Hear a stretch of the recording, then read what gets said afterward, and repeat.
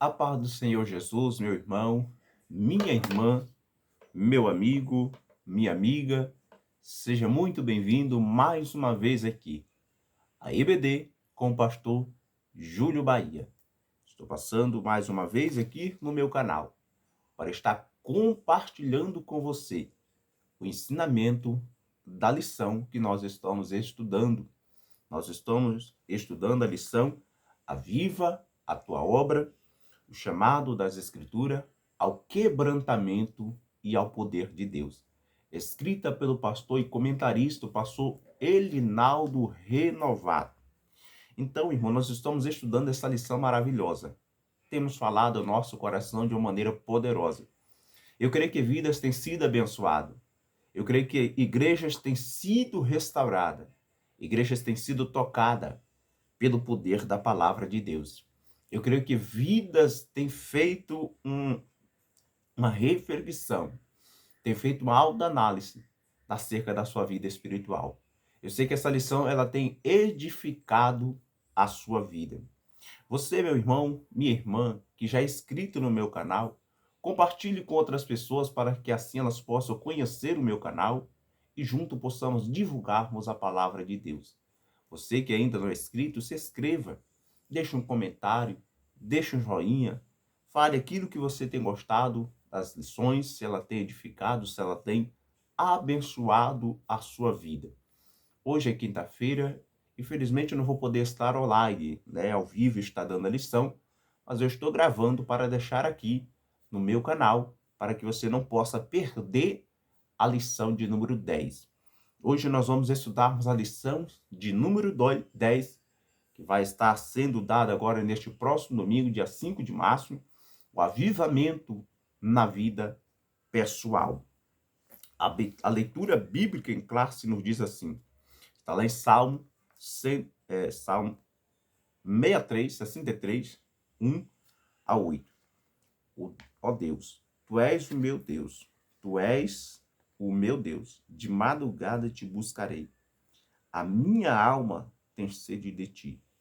A minha carne te deseja muito em uma terra seca e cansada, onde não há água, para ver a tua fortaleza e a tua glória, como te vi no santuário, porque a tua benignidade é melhor do que a vida. Os meus lábios te louvarão. Assim eu te bendirei enquanto viver. Em teu nome levantarei as minhas mãos. A minha alma se fartará como de tutano e de gordura, e a minha boca te louvará com alegres lábios. Quando me lembrar de ti na minha cama e meditar em ti nas vigílias da noite, porque tu tens sido o meu auxílio. Jubiloso cantarei, refugiado à sombra das tuas asas. A minha alma te segue de perto. A tua destra me sustenta. A leitura bíblica em classe. O texto áureo está lá em Salmos 63, verso 3 ao 4, que nos diz assim: porque a tua benignidade é melhor do que a vida, os meus lábios te louvarão. Assim eu te bendirei enquanto viver. Em teu nome levantarei as minhas mãos. A verdade prática nos diz assim: a presença do Espírito Santo é uma realidade em todos os dias da vida de um crente avivado. Glória a Jesus. Meu irmão, que lição gloriosa, onde nós teremos o privilégio e a oportunidade de estarmos falando aqui desta lição abençoada, o salmista, através da palavra de Deus, inspirado pelo Espírito Santo, nos darmos esta ilustração, nos dar esta palavra de Deus para as nossas vidas.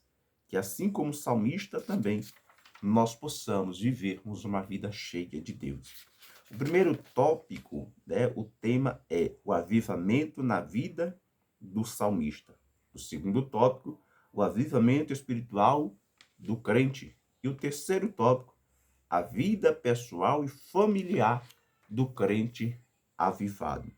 Claro que eu estarei fazendo aqui um resumo para que a lição ela não possa se tornar longa, mas eu quero aqui, né, deixar esta lição, né, quero deixar este conteúdo para a edificação da sua vida.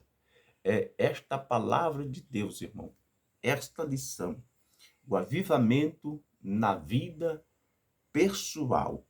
O crente, irmão, ele tem que buscar a ter uma vida avivada em Deus. E de que maneira eu posso ter esta vida avivada em Deus? Só buscando através da oração, através da palavra, da consagração e da intimidade com o Senhor Jesus. Que possamos também, desta mesma forma, sermos agraciados com o poder de Deus. Então, a lição desta semana, irmão, estaremos aqui refletindo sobre o avivamento na vida pessoal do crente, né? Em algumas correntes, né, teológicas que defendem, alegando, né, que o avivamento só pode ser vivenciado coletivamente. Não é isso. Nesta lição, né, vamos mostrarmos o avivamento na vida pessoal do salmista, assim como para a nossa análise também, além de refletirmos sobre algumas disciplinas espirituais que nos ajudarão a mantermos uma vida avivada. E por fim, irmão, iremos aqui também aprendermos que precisamos mantermos o equilíbrio e termos que o fruto e o dom do Espírito deve estar presente todos os dias na vida do servo de Deus. O avivamento ele não está restrito à igreja. O avivamento não está escrito a um grupo. O avivamento também ele tem que estar presente na vida da igreja. Então, este primeiro tópico, o avivamento na vida do salmista, o contexto, né, dessa lição, este salmo ele tem como chamado o cântico salmo de confiança, atribui-se a Davi, né, quando no deserto de Judá.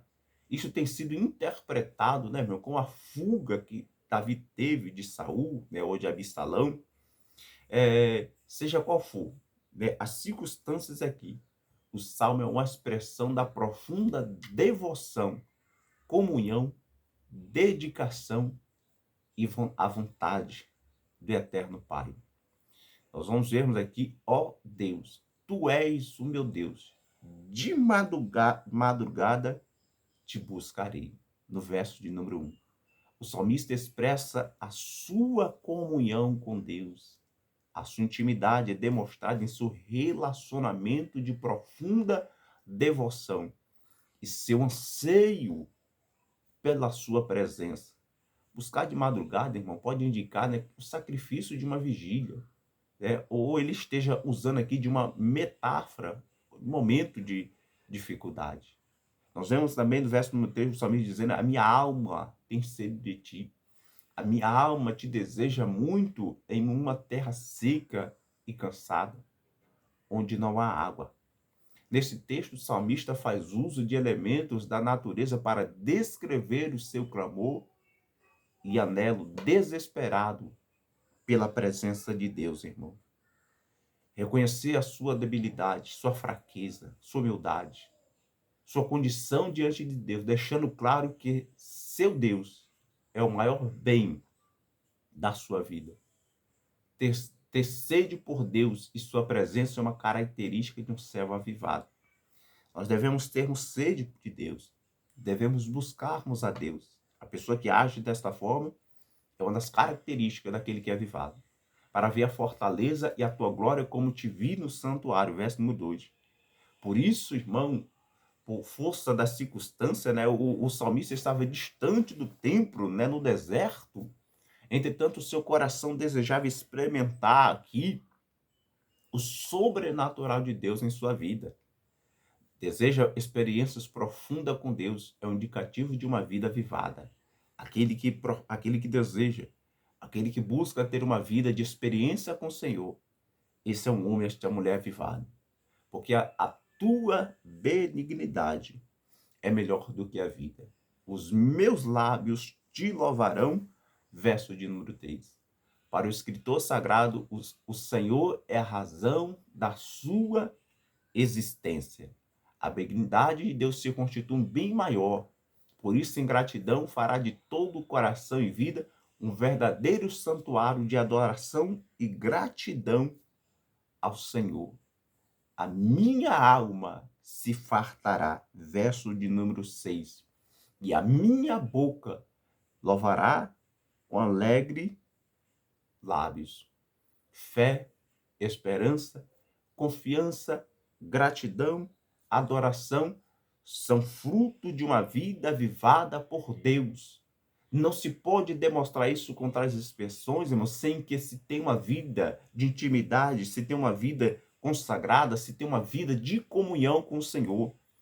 E aí no verso número 7, o salmista diz: quando lembrei de ti na minha cama e meditei nas vigílias da noite. Nós vemos aqui que a prioridade de momento, devocionais com Deus, oração, meditação em sua palavra, são atitudes de verdadeiros crentes avivados.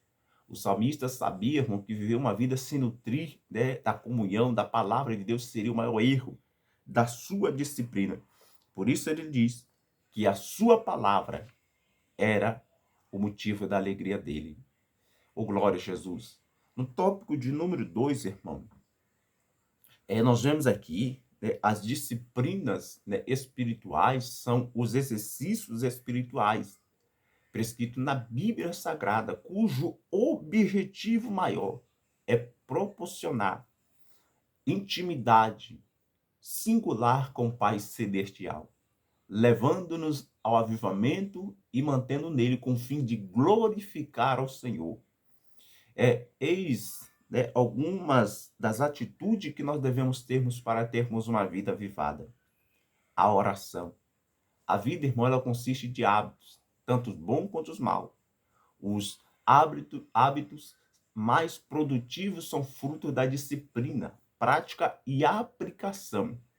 Enquanto a oração não for um hábito bem firmado e não estiver se tornando parte do estilo de vida do crente, sua vida continuará infrutífera, sem efeito aplicável. Os grandes homens de oração da Bíblia foram pessoas de rígido hábito de orar.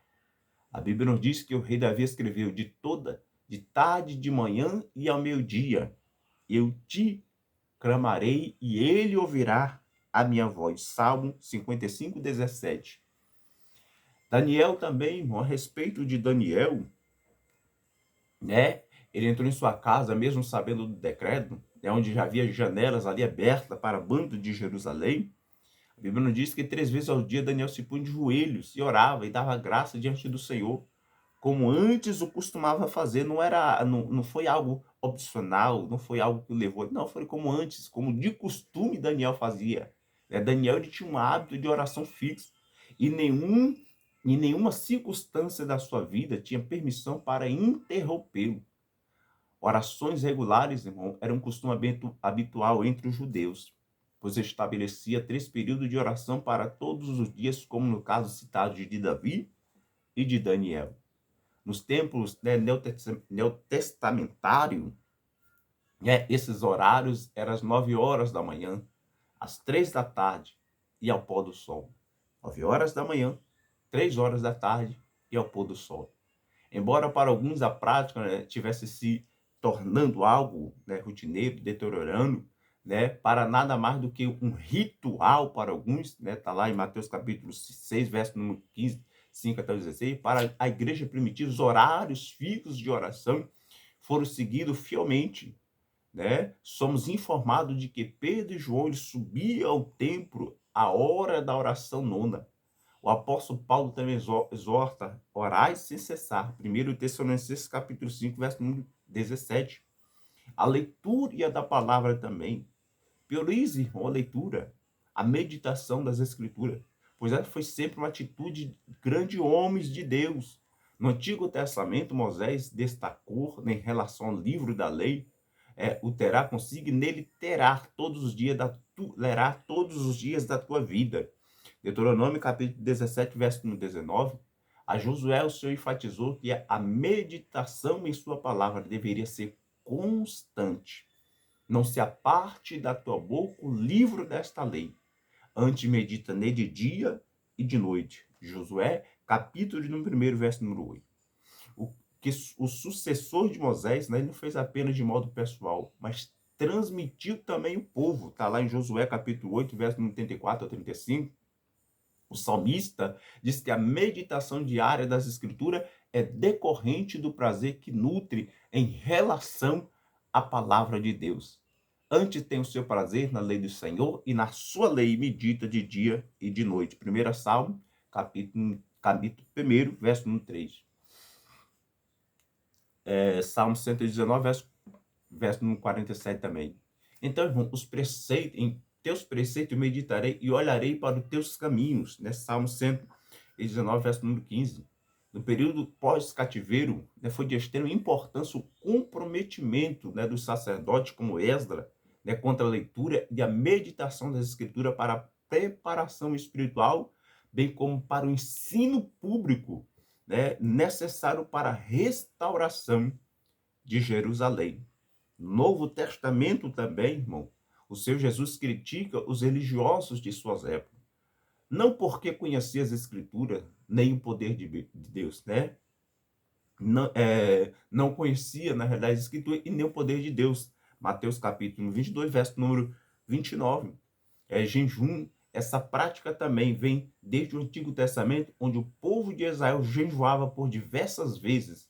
O próprio Cristo praticava a disciplina do jejum e ensinava que a mesma devia fazer parte da vida consagrada do cristão. A igreja do Novo Testamento praticava o jejum também, irmão. Antioquia é uma clara demonstração de que os cristãos primitivos jejuavam. Está lá em Atos, capítulo de número 12, verso número 2 ao 3. 2 Coríntios, capítulo 6 e 5. Portanto, o jejum deve ser realizado com exercício espiritual. Cantar louvores também.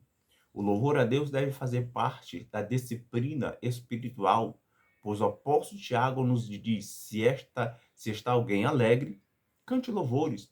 No Antigo Testamento, como no Novo, a música esteve presente, irmão, no culto de Israel e da igreja primitiva também. Né? Era uma alegria, era um prazer, né? Era um momento de regozijo para aquele povo. Não é por acaso que o maior livro da Bíblia é o Inário, né?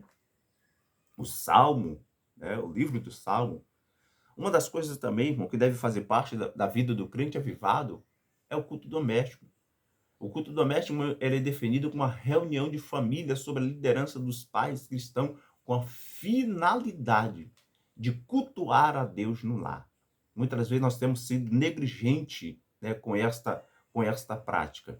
Muitas vezes, né, no lar, os conceitos mais importantes da vida são ensinados e o caráter da família e principalmente dos filhos é formado. Por isso, irmãos, nós devemos compreender e ensinar sobre a importância do culto doméstico. Ele se constitui importante disciplina, não só para o avivamento individual, bem como coletivo também. Nós devemos priorizarmos também o culto doméstico. Este aqui é o tópico de número 2. No tópico de número 3, né, falando sobre o fruto do Espírito, imprescindível para uma vida cristã, né, avivada, né, para uma vida santa, para uma vida cheia do Espírito Santo, é comum que algumas pessoas pensem, né, ou pensarem que ser cheio do Espírito Santo, irmão, esteja unicamente relacionado ao uso dos dons espirituais pela igreja, né, conforme lá Romanos capítulo 2, verso 3 ao 8. Mas não é isso. Entretanto, né, nós devemos aqui observarmos com muita mais atenção, né, iremos verificarmos que os dons, que vivermos no Espírito, vivermos cheio do Espírito Santo, envolve também a produção do fruto do Espírito, por de respeito ao caráter do crente que é nascido de novo. Oh, glória a Jesus. O apóstolo Paulo, irmão, ele escreveu aos Coríntios, né, andai em amor e procurai com zelo os melhores dons espirituais. principalmente o de profetizar. 1 Coríntios capítulo 14, verso número 1. Isso fica evidente, isso se evidencia que para o apóstolo o fruto e dons deveriam andar no mesmo compasso de vida de cada crente salvo. O cristão avivado precisa atentar para o equilíbrio e perceber que andar em espírito, irmão, de respeito à nossa conduta moral, espiritual e o meu testemunho perante a minha família, a igreja e a sociedade. Paulo ele nos recomenda, irmão, que nós não devemos nos embriagarmos com vinho, pois isso nos leva, né, à devassidão, mas nós devemos enchermos do Espírito Santo. Efésios capítulo 5, verso 18. Isto não é tão claro nas Escrituras que o apóstolo Paulo, logo após ter escrito sobre ser cheio do Espírito, passa a orientar princípios morais e espirituais a serem realizados no relacionamento entre os cônjuges. Está lá em Efésios capítulo 5, verso número 22 ao 23. Dos pais, né, com os filhos, dos filhos com os pais, do empregado para com o patrão e do patrão para com o empregado. Portanto, irmão, manter o equilíbrio dos dons e fruto deve ser o propósito de todo crente avivado e tem compromisso com a palavra de Deus. Sem esse equilíbrio, meu irmão, um conceito de vida, uma plenitude no Espírito fica deficiente. Daniel ele orava, né, 3 vezes ao dia, né? Daniel ele jejuava 3 vezes ao dia. O nome, né, Daniel significa juiz. O Deus é meu juiz. Daniel foi um dos jovens que foram selecionados dos judeus, né, como especial para ser treinado na corte, né, para servir o rei Nabucodonosor. Deus abençoou Daniel com o dom de interpretações. Ele foi promovido a cargo de liderança nos governos da Babilônia e Pérsia. Nada nós sabemos a respeito dos seus progenitores, né, dos seus pais, embora pareça haver ter sido de uma linhagem, ter vindo de uma linhagem real. Foi levado cativo para a Babilônia, como parte da deportação que aconteceu em 605 a.C., onde recebeu o nome de Beltesazar. Lá em Daniel, capítulo 1, verso 6 ao 7. Daniel ele foi lançado, né, nas covas dos leões por orar, né, em vez de obedecer o decreto que o rei havia dado. Daniel preferiu obedecer a Deus. O rei havia dado um decreto proibindo todos os homens de orar a outro homem, a outro Deus, que não fosse ele. Mas aqui Daniel, irmão, foi sábio. Daniel, ele orou como de costume ele sempre fazia. Aquelas pessoas sabiam que Daniel orava a Deus. Então, enganaram o rei fazendo com que ele assinasse uma nova lei, né? Qualquer um que orasse a Deus, né, seria jogado na cova dos leões. Se essa oração não fosse voltada para o rei, né, mas Daniel antes escolheu, irmão, antes obedecer a Deus. Os sábios viram que eles estavam orando, né, que Daniel estava orando, e foram dizer ao rei que Daniel estava quebrando a lei. O rei percebeu que aqueles homens o haviam enganado, irmão. E eles procuraram, né, de todas as maneiras, e procurou de toda maneira procurar salvar, né, Daniel, mas o rei já tinha dado o decreto, e a sua lei, o seu decreto devia ser abençoado, ele não devia ser cumprido, ele não poderia quebrar o decreto. Daniel ele foi jogado na cova dos leões, o rei ficou ali a noite toda acordado, né, mas Daniel estava jejuando para que Deus o protegesse. Bem cedo pela manhã, este rei correu em busca de Daniel e pôde perceber que o Deus Todo-Poderoso havia mantido Daniel ali salvo. Por quê? Porque Daniel ele tinha costume de ter uma vida santa diante de Deus. Ele não orou porque foi para a cova dos leões. Ele não temeu o decreto do rei, mas antes ele foi obediente. O rei ficou feliz porque Deus o havia salvo, porque Deus havia guardado aquele servo dele. Nós vemos que aqueles que o enganaram, eles foram sentenciados à morte. O rei ensinou ao seu reino sobre o poder e a bondade de Deus. Em Daniel, capítulo 6, verso número 10, fica evidente que a vida de oração de Daniel, irmão, é constante. Independentemente do que ele estava passando, Daniel ele era acostumado a orar 3 vezes ao dia. E depois de receber o aviso de perseguição contra ele, nada mudou. Daniel continua na mesma prática, na mesma quantidade de oração como orava antes.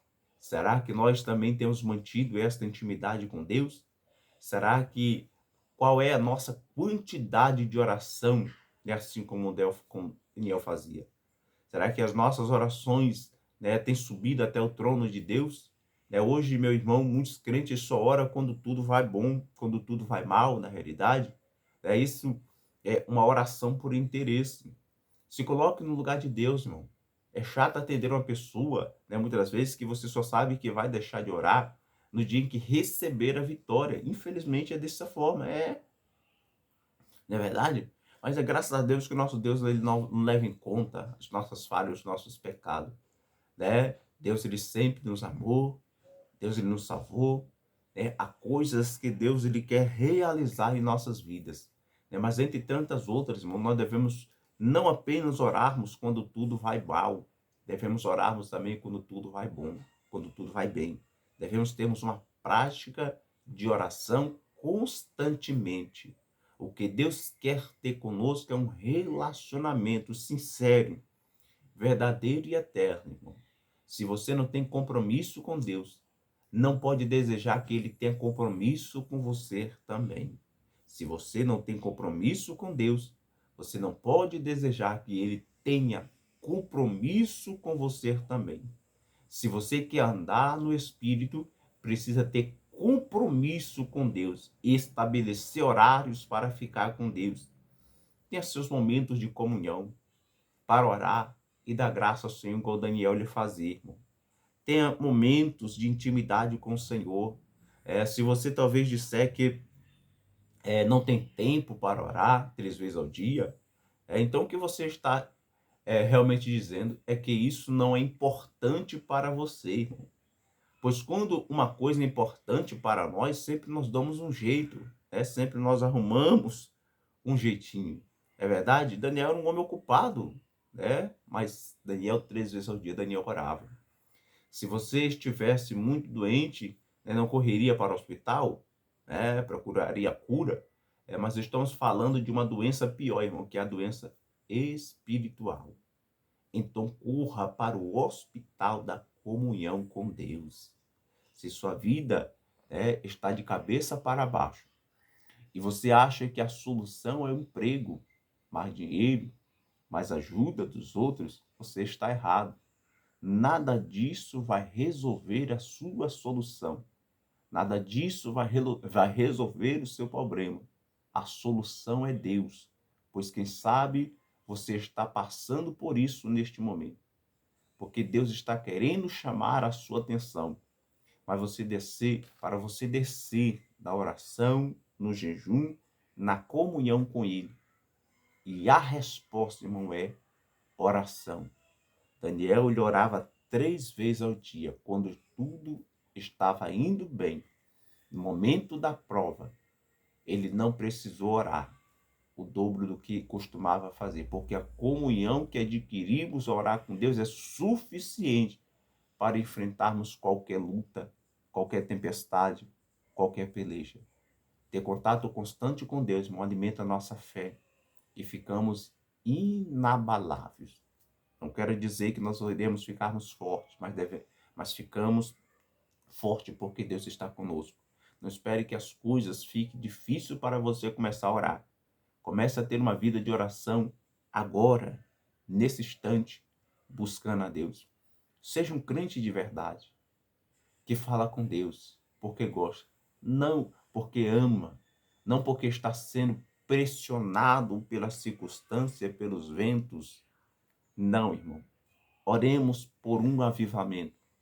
Oremos para que Deus ele restaure as nossas vidas e possamos sermos cheios do Espírito Santo. Com isso, irmão, nós concluímos aqui esta aula, né? Vamos sermos mais cheios, viver cheio do Espírito. Isso não deve ser uma opção em nossa vida, mas um objetivo, né? Dispensado para a Igreja de Cristo Jesus. Os dons, o fruto do Espírito, portanto, ele requer que nós façamos o uso de tudo que Deus ele nos disponibilizou. Acima de tudo, busquemos, irmão, cada dia para termos uma vida cheia na plenitude do Espírito Santo. Que esta lição possa abençoar a sua vida e que você busque ter uma vida constante, cheia da presença de Deus. Que Deus abençoe a sua vida, que Deus abençoe o seu lar, que Deus abençoe a sua família. E esta semana, este fim de semana, seja um fim de semana abençoado, cheio da plenitude, da graça e do poder de Deus sobre a sua vida. Deus te abençoe, fique na paz.